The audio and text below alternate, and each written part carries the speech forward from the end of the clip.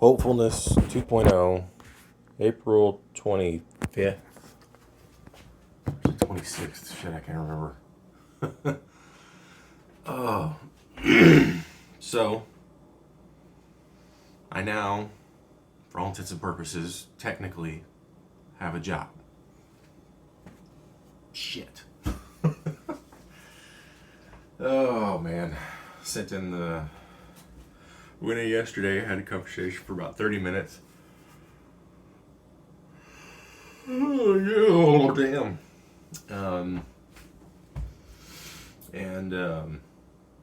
Yeah, I mean, it kind of just seemed like it was already a done deal. You know, I wouldn't go in thinking that way, but it just felt like it through the conversation. I mean, 16 an hour. There's nothing guaranteed at the moment, but he said that when the time comes for me to be scheduled, it'll be 2 days a week, which is not a lot at all.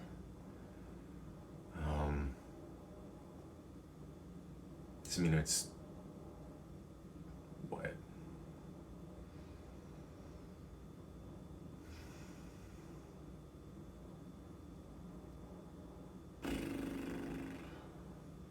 Man, I can't remember doing math in my brain. Oh, fuck. So, 160 minus 32 per day. Which is 138. 280 minus 4. 276 a week for the time being. Which ain't enough to pay for the rent. But like I said, I've got enough money to go through June. And ideally, I will be able to acquire more hours per my own shift. But it's also going to be kind of a swing shift in a sense too, because people are going to be looking to get paid time off and whatnot.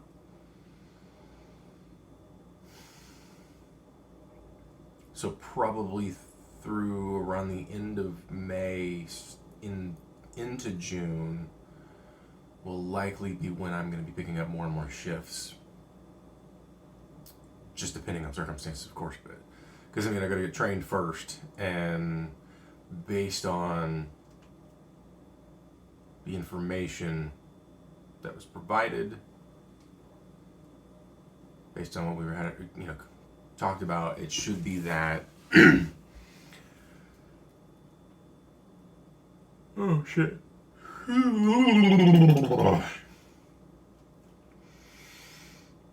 think it was like 3 days a week for training. He said that it was going to be like 2 sort of midday shifts that are going to be like 11 a.m. to 7 or something like that. Like 3 of those in 1 week, and then 3 in another week where it's going to be evening shifts into overnight. So it's going to be overlapping shifts, just to kind of have that context through both of the different shifts. And it seems like it's probably going to be the evening shift that's going to be kind of the main one, but I'm not exactly sure. So it's not going to be super stable, unfortunately, but sadly them's the breaks when it comes to, jobs like this. So yeah, you're just kind of getting in through a friend or something through network. Got a bit of hooch in here, so I think I'm gonna have to just straight up discard some of this. Doesn't smell bad though, but it's got quite a bit of liquid on top to it. And I have a ton of dishes I gotta take care of. I also got HelloFresh delivery. It has, this box as it stands has literally none of the product in it now because I put them all in the fridge. And the entirety of what was in the box is this. So I have these 3 meats. I got some ground beef. I don't remember what the percentage. Oh, 85, not too shabby. I got a big old chicken cutlet and some ground pork. And then I've got the meatloaf a la mom. I've already cut them open to look. You know, things are packaged up and whatnot. And citrus pork tacos. That one's going to be fun. There's a little daisy sour cream in there. I'm like, that's not going to be enough. But I have plenty. And then I have one last Italian chicken over lemony spaghetti. All of this was like 28 bucks. Thing of some fresh fruits and stuff. Oh, shit, don't fall out. Anyway, that was with the discount. But normally this would cost like $70, and I'm like, no. I would not pay $70 for this. Not at all. Yeah, I don't. So far, I ain't seeing the claim come to life as, hey, this will all, you know, the packaging and time saving and all that stuff. And it's just like, really? Because if I spent $70 for very similar foodstuffs. Now, okay, sure, they're talking about, you know, no food waste and everything, and it's definitely easier to accomplish a lack of food waste when you have more people because you have more mouths, and thus, you know, when you scale up, and it's easy to scale up quickly. It's like you could say, well, all of these spices that I have, I'm not using, and thus are effectively food waste. And that might be something of a valid argument, but at the same time, I'm not convinced either. Because if I'm going to get a tiny packet of seasonings over and over and over again, I just, so far, I mean, this is the only one I'll get. I'm not getting another one because I ain't paying $70 in a week for this shit. It's not happening.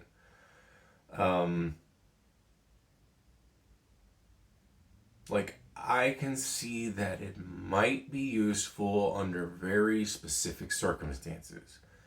And that packaging waste, I mean, yeah, most of this is recyclable, and that's fine. But I can see that the packaging waste and the like is, it would be an issue if somebody spent literally like 2-3 hours at a grocery store filling up their whole ass cart with like a whole month's worth of food or something. But even then, it's like, I don't know. It's a problem for rich people. Plain and simple. It's a problem for rich people. And it's a problem that rich people think that they're probably being proactive about. That's my guess, anyway. Get some water, turn on the fan.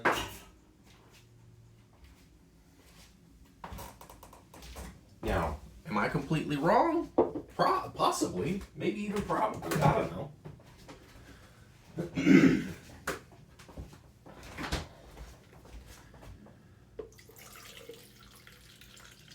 I like to be as pragmatic as possible. Like, I bought these bananas, and one might say, well, you haven't eaten these bananas. Well, that's because I'm not going to eat them. I intentionally bought them specifically for banana bread because I want to make some more.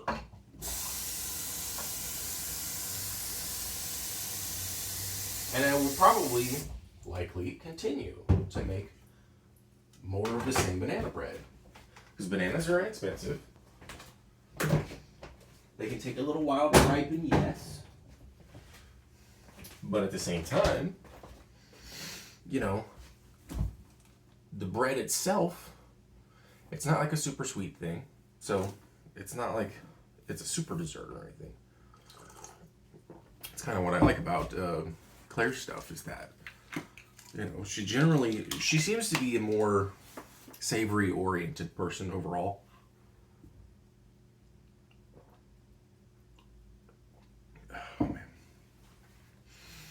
And so she doesn't, like, she likes desserts, obviously, but, like,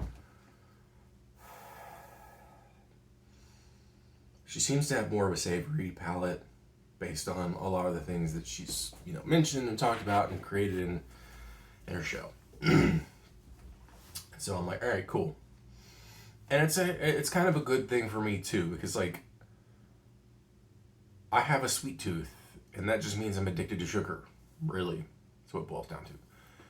And it's good that I can get these things that I like, but modify them in a different way. So it's like, is this a waste of coconut oil?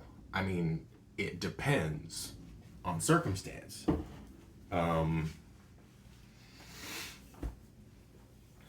So, it's like, it's whatever. Anyway, so I got dishes I gotta clean. I made a pizza last night. It's pretty good. I cooked it a little too long. I followed Adam Magrusia's sort of cast iron method, and I like it because what he does is he has you cook it.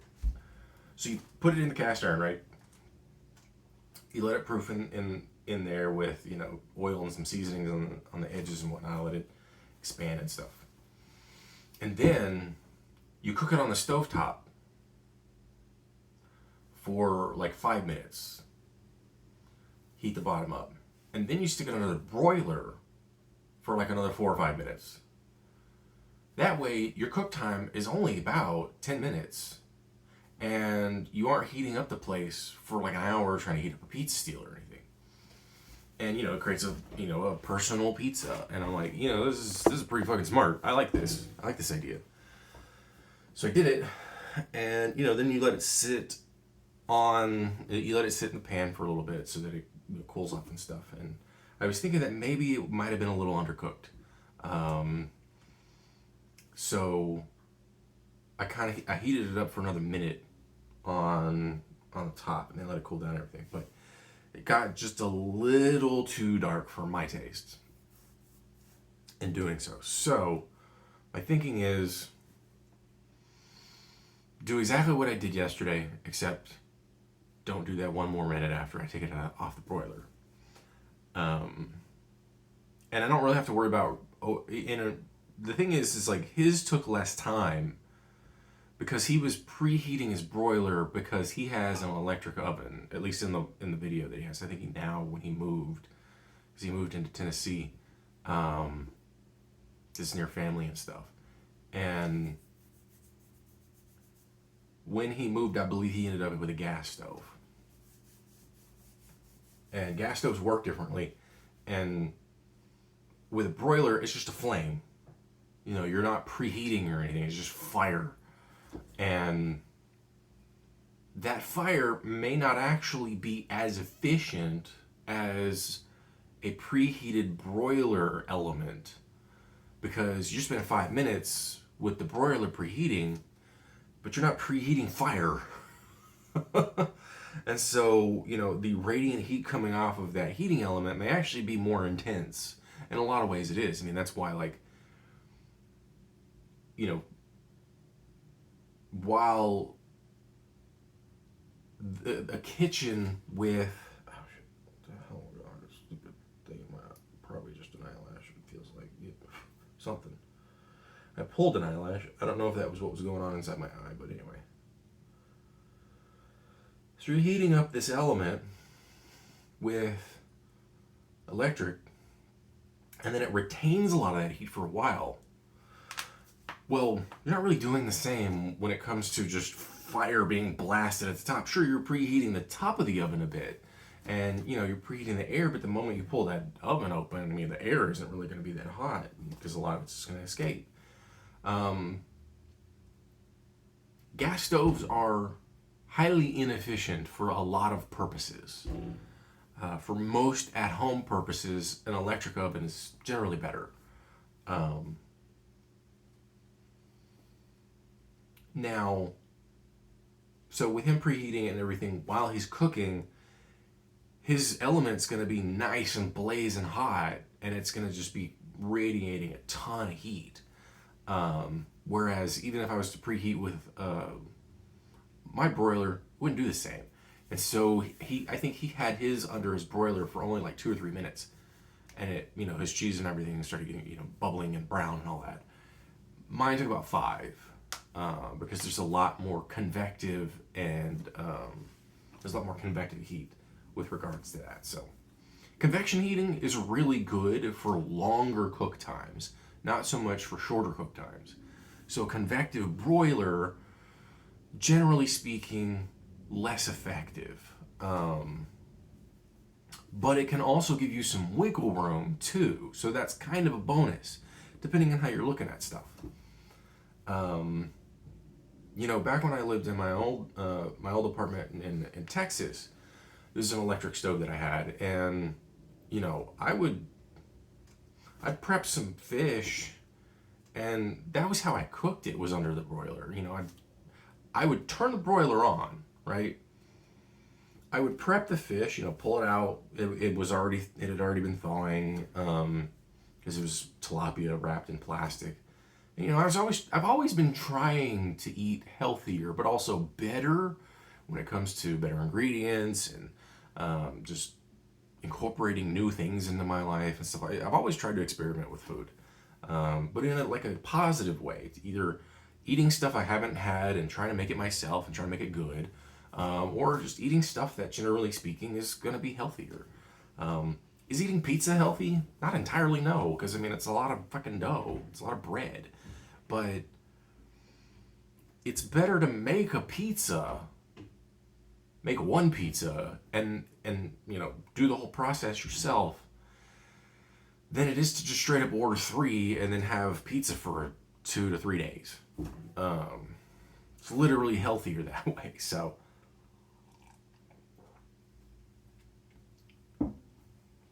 and it's like, okay. So anyway, so that's kind of what I'm trying to do with this whole thing, but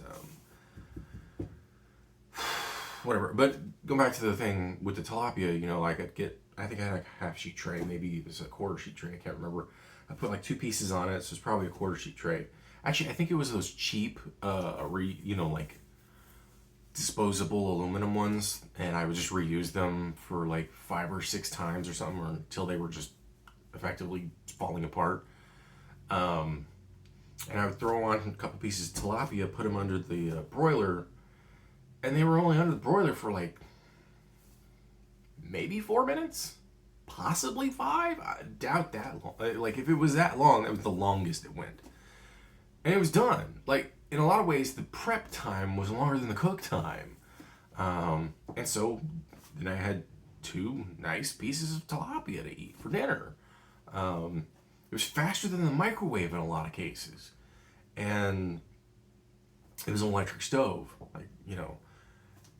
And the reason I know it was an electric stove is at one point I ended up, I was cooking something at one point on the stovetop, and then forgot that I had used it recently, because me and my ADD brain, and while I was prepping, I think for maybe work the next day or something like that. I don't remember exactly what I was doing.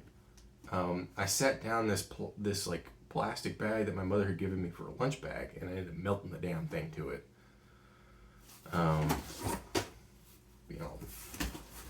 Being a disappointing son yet again. I don't know how this opens. There we go. Yeah, I got like ice cold bricks. Just gonna kind of let them do their thing and thaw out. Most of this is recyclable in one way or another. And I think what I'll do is I'll probably just keep it all in here,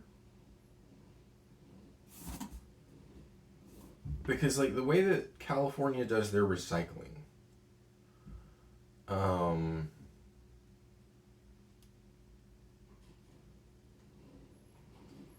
they typically take all of your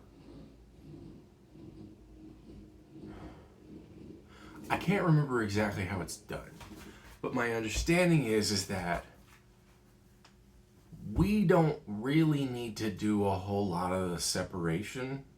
I could be wrong. And that the separation is done through the processing, which ideally is the better way, at least with the way that our society is structured. It's like when you have a system that says, let's just take all your trash and throw it in a landfill. And then that's how the infrastructure is built. And that's how everything is functioning for decades. And then we're like, maybe it's a good idea to recycle some stuff. Then you incorporate. Now, obviously, some places have decided what we're going to do is we're going to add an extra through line all the way. It says, like, you have to put your recyclables in a blue bag or in a blue box or whatever it is, and those are going to be picked up like on a certain day or only by certain vehicles or whatever. I don't know. The problem with that is, though, is what the hell is it? Goli Nutrition Ashwagandha Gummies. Delicious and convenient gummies. What's it say? Made with KSM 66 ashwagandha to help her. I don't know about what it does. I don't know what it is. It says it reduces stress, improves sleep, memory. HelloFresh and Goli Nutrition are proud to partner up, empowering you with access to innovative products that make your daily wellness routine simple and delicious. To learn more about Goli Nutrition, visit Goli.com today. These statements have not been evaluated by the Food and Drug Administration. This product is not intended to diagnose, treat, or cure or prevent any disease. Of course it's not.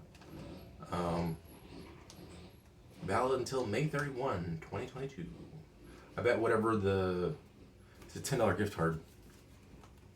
I bet whatever I would buy with it is going to be like $50. So $10 is pointless. But you're wasting $10. No, I'm not. I'm not wasting anything. They wasted it, not me. I mean, I can check obviously at some point, but and see what the actual value is, but I ain't wasting it. Sure, I'll try the gummies out, see if they even taste worthwhile. Plant-based, gluten-free, non-GMO, vegan. So, yeah, totally gonna be $50. At least.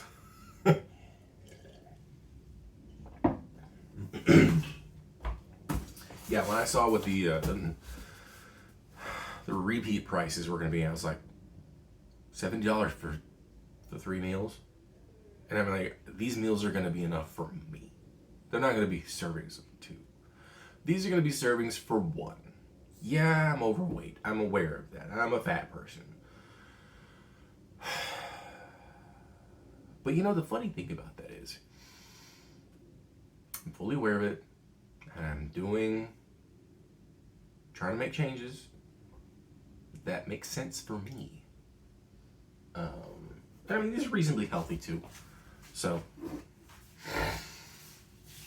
yeah, I gotta do dishes. I forgot to do laundry yet again last night, but then I talked to, I did quick text with my landlady, and she's like, yeah, it'd be okay if you did laundry today or tomorrow. So I was like, fuck, I'll do it today. Just get it over with. So today is a day of prep and just clean and shit like that. So man, when I got back, I was tired. Because I woke up, like I said yesterday, I woke up earlier than I should have. Well, earlier than I had scheduled. Got up at like 8:30. Still tired. Recorded the video. Took a shower. Even took a nap.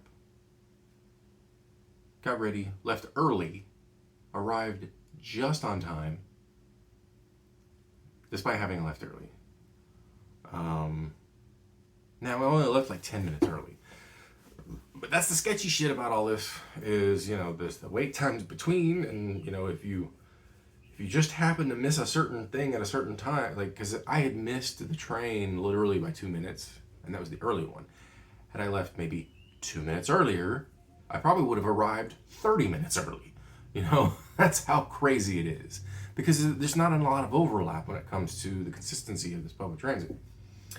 And that's actually one of the reasons why he was like, we're going to do multiple 8-hour training shifts instead of what they normally do, which is 4 hours, because he was like, well, because of the transportation situation, so we don't make you, have to do all the transit stuff just for a 4-hour shift. We'll do an 8-hour. And I'm thinking, well, that's considerate, but at the same time, fuck. Like, shit. And that was just a 30-minute trip that was just a 30-minute interview, roughly. Like, fuck.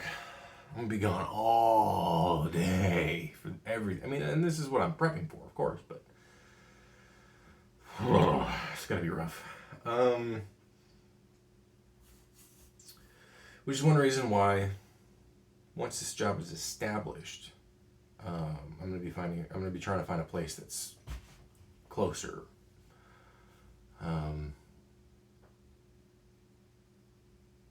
Whether it be in Pasadena or Altadena or whatever, because if it's a place that either A is close enough for quick public transit, or B for like quick car rides or something like that, because as hellacious as this place is with a car, everything is faster with one. Like even though the traffic out here is fucking disastrous, and adding a car to it only makes it worse, it's still faster. And that's the worst part about it all. Like, everything, like, there's so much that can be done. I'm going to be gauging these next couple of months, because I'll have all of May and all of June for my mailbox. And with that in mind, I can then determine,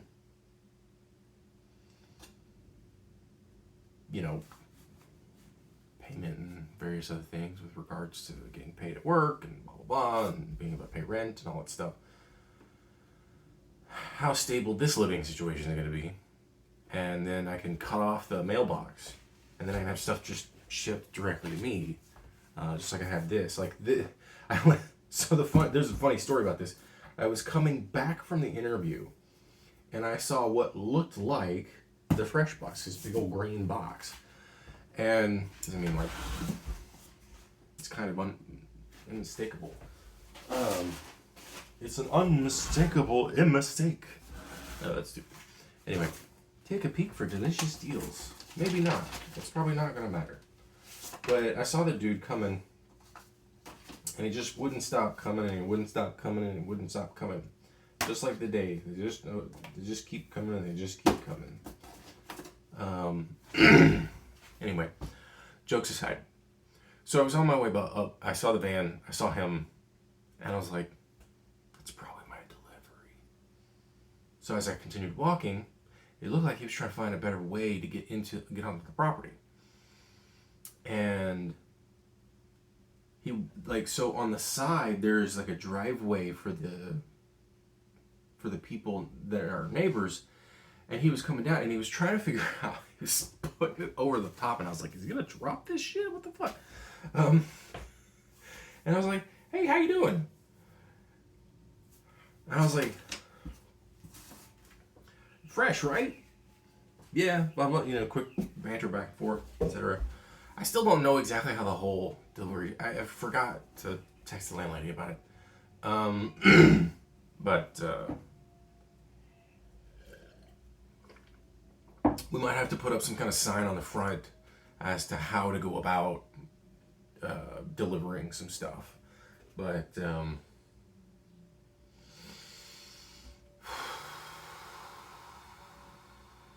yeah.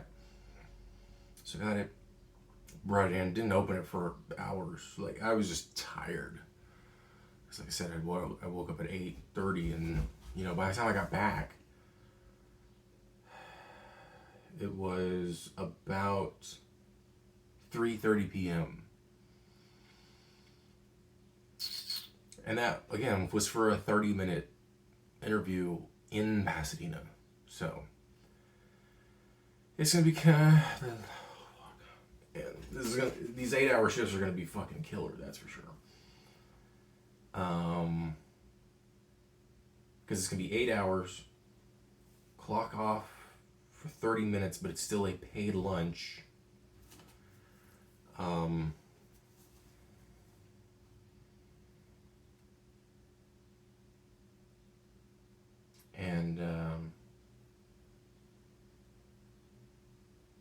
with an hour and a half, roughly, like, of just travel time. It's like I said, even though I left at 11, and I got there at 1. So even with an hour and a half travel time, it wasn't an hour and a half commute, it was 2. So that's the way that I'm going to be approaching it. So if I'm going to need to arrive by a certain point, I need to leave 2 hours beforehand. So if I have to be there by 11, I want to at least arrive 15 minutes before.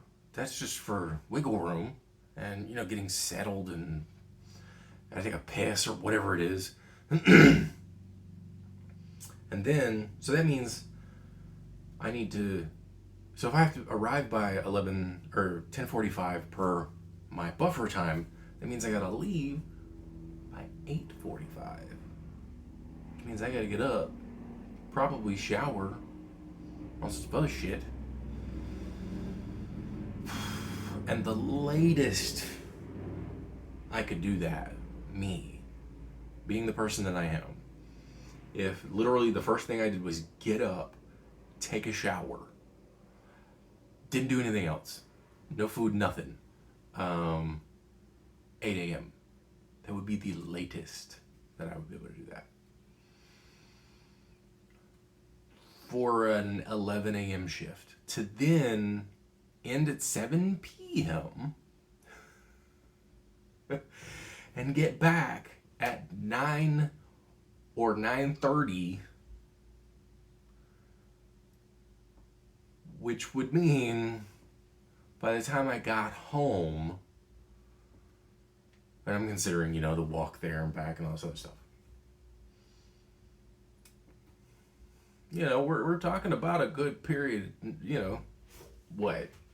Wake up at 8, get out at 8:45, maybe get back by 9:30. That is almost a 13-hour day for an 8-hour shift. That is what I'm preparing myself for.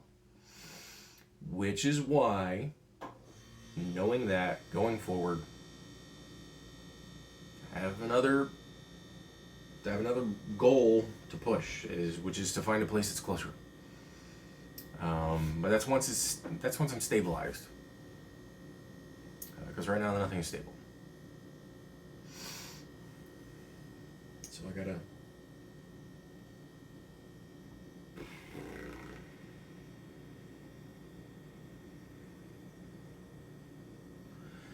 clean dishes, clean some more dishes, clean even more dishes. I myself, my laundry, in my room. It's the living room, but it's also my bedroom. So today is a day of cleaning. And as much as I said I was probably going to get a hand mixer when I got the job, I'm going to wait till my first paycheck. That way, I don't overdo it yet. Give myself that, thing to look forward to. So yeah. And maybe I'll make these HelloFresh meals. I don't know, we'll see. Or I'll make another pizza, which I'm probably gonna do. Yeah, I think I'll make another pizza. I have other food too. I can eat some more of this. I don't know. We'll see.